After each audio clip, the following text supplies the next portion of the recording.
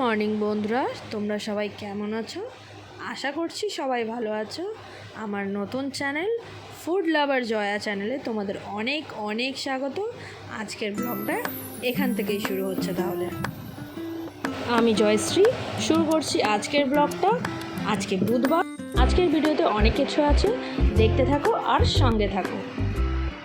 সকালে শুরুটা না হয় ভগবানকে দর্শন করেই হোক। এই হচ্ছে আমার গোপুসোনা।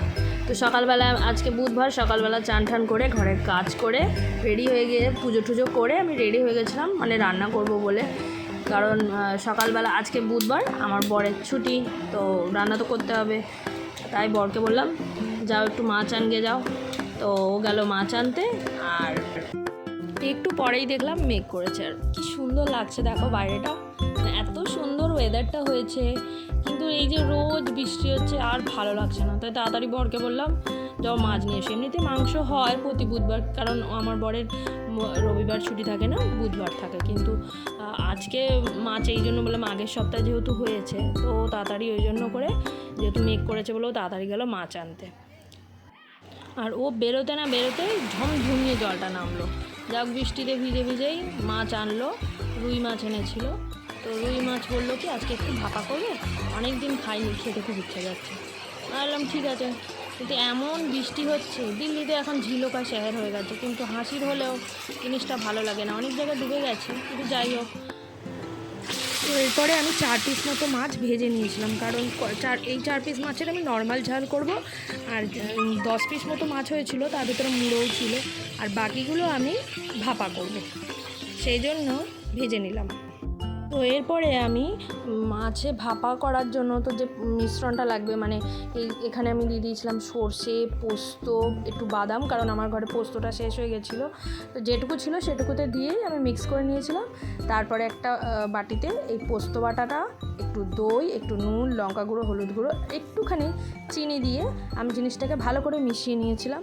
মিশিয়ে নেওয়ার পর এতে একটুখানি সর্ষের তেল, মানে একটু সর্ষের তেলটা একটু বেশি করেই দিয়েছি, কারণ সর্ষের তেল দিলেই তবে জিনিসটা ঝাঁঝ হয়, তো ভালো লাগে বেশ। তো যাই হোক, আমি এগুলোকে ভালো করে ফেটিয়ে নেওয়ার পরে ফেটিয়ে নেওয়ার পরে আরেকটুখানি সর্ষের তেল দেবো, মানে হলুদ গুঁড়োও দেবো সাথে করে। মানে হলুদটা আমার কাছে কম লেগেছিলো। তো তারপরে মাছগুলো দিয়ে নিয়েছিলাম, 3 পিস মাছ দিয়েছিলাম, কারণ ছেলেটা খাবে না, আমরাই খাবো।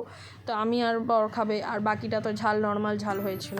তো যাই হোক, ভালো করে মাখিয়ে নেওয়ার পর এতে এবার আমি অল্প করে সামান্য পরিমাণে একটুখানি, দেখো তোমরা দেখতে পাবে, সামান্য পরিমাণে একটুখানি জল দিয়ে নেবো, কারণ জলটা না দিলে বড্ড যেন শুকনো শুকনো হয়ে যাবে। আর ওই কাইটা দিয়ে বেশ খেতে ভালো লাগে। আমি ছোটোবেলায় আমার খুব ভালো লাগতো। ইলিশ মাছ এখন পাওয়া যায়নি, তো একটু লাস্টে সর্ষের তেল দিয়ে ভালো করে দিয়ে এবার চাপা দিয়ে নেবো। চাপা দেওয়ার পর বসাবো কড়াইতে। টিফিন কৌটোটা চাপা দেওয়ার আগে আমি 3টে লঙ্কা দিয়ে দিয়েছিলাম, কারণ লঙ্কা না দিলে বেশ টেস্ট হয় না, আর এই কাঁচা লঙ্কাটাই বেশি। যাই হোক, গ্যাসে কড়াটা বসিয়ে টিফিন কৌটোটা বসিয়ে দিয়েছিলাম, দিয়ে এতে ভালো করে অনেকটা পরিমাণে জল দিয়েছি, কারণ জলটা এই জন্যই দিয়েছি, যতটা জলটা দেবো জিনিসটা ততটা সেদ্ধ হয়ে যাবে, মানে ভাপেই তো হবে, জলটা পরিমাণ মতো না দিলে। তো যাই হোক, আমি এবার ঢাকনাটা চাপা দিয়ে দেবো। তো এরপরে এটাকে আমি প্রায় 25 মিনিট মতো সেদ্ধ হতে দিয়েছি। তো তারপরে এসে ঢাকনাটা খুলে আমি খুন্তিটা দিয়ে এটা নেবো, কারণ এখন এটা খুব গরম ছিল, মানে টিফিন খানিকক্ষণ এটাকে ঠান্ডা করে নেওয়ার পর আমি আস্তে করে এটাকে খুলে নিয়েছিলাম। আস্তে আস্তে খুলে নেওয়ার পর দেখো কি সুন্দর দেখতে হয়েছে। দুপুরবেলা ভাত খাওয়ার পর আমার ছেলের বায়না না ফ্রেঞ্চ ফ্রাই খাবে। দেখো কি বলছে, শোনো। फ्रेंच फ्राई खाना अच्छा लगता है, नहीं बनेगा आज, फिश वगैरह इतना कुछ बना था ना, फ्रेंच फ्राई नहीं बनेगी, नहीं बनेगा आज। पापा को जाके बोल। তো স্বভাবতই ও গিয়ে বাবাকে ধরেছে, বাবাকে বলছে বাবা ফ্রেঞ্চ ফ্রাই বানিয়ে দাও। ওর বাবা তো বলছে না ফ্রেঞ্চ ফ্রাই হবে না। তো যাই হোক, তারপরে আমিও খানিকটা বললাম, কি গো একটু ফ্রেঞ্চ ফ্রাই এনে দাও না, ছেলেটা বায়না করছে, দাও না।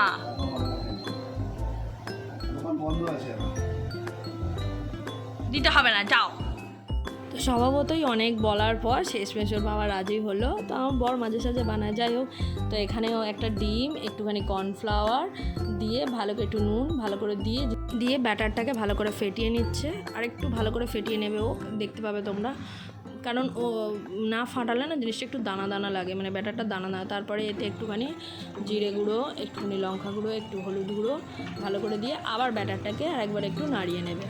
তবে একটা কথা বলে রাখি, আমার বর কিন্তু মাঝে সাঝে বানায়, মানে আমরা একটু বায়না করছি মাঝে সাঝে এইসব জিনিসগুলো বানিয়ে কিন্তু আমাদের খাওয়ায়। তো যাই হোক, তো তারপরে এতে একটু মানে ফ্রেঞ্চ ফ্রাইতে আলু লাগবেই, তো আলু দিয়ে দিল। আলুগুলো দিয়ে খানিকক্ষণ দেওয়ার পর একটু নাড়িয়ে নিয়েছিল, দিয়ে আবার বলছে পাতলা হয়ে গেছে একটুখানি। তারপরে আবার হয়তো একটুখানি কর্নফ্লাওয়ার দিয়ে নিয়েছিল, দিয়ে আর একবার নেড়ে নিয়ে এবার কড়াই দেবে।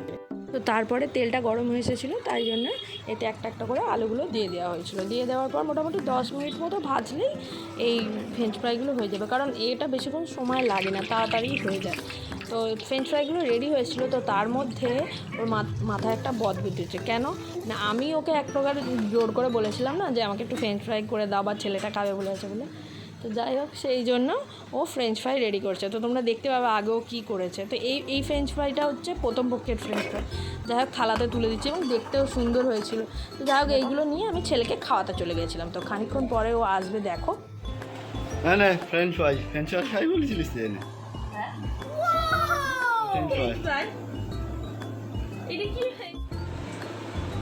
এইটা ফ্রেঞ্চ ফ্রাইস, খেয়ে দেখ। খেয়ে দেখ কি ফ্রেঞ্চ ফ্রাই।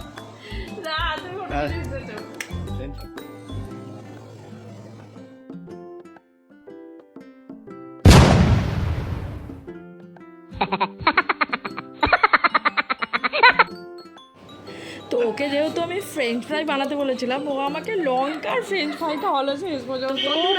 তোমরা তো দেখতেই পেলে ও আমাকে কি ফ্রেঞ্চ ফ্রাইটা না খাওয়ালো। মানে আমি ফ্রেঞ্চ ফ্রাই খেতে চেয়েছিলাম, ছেলেকে দেয়নি, আমাকে দিয়েছে। মানে আমি ফ্রেঞ্চ ফ্রাই খেতে চেয়েছি বলে আমাকে লঙ্কার ফ্রেঞ্চ ফ্রাই খাওয়ালো।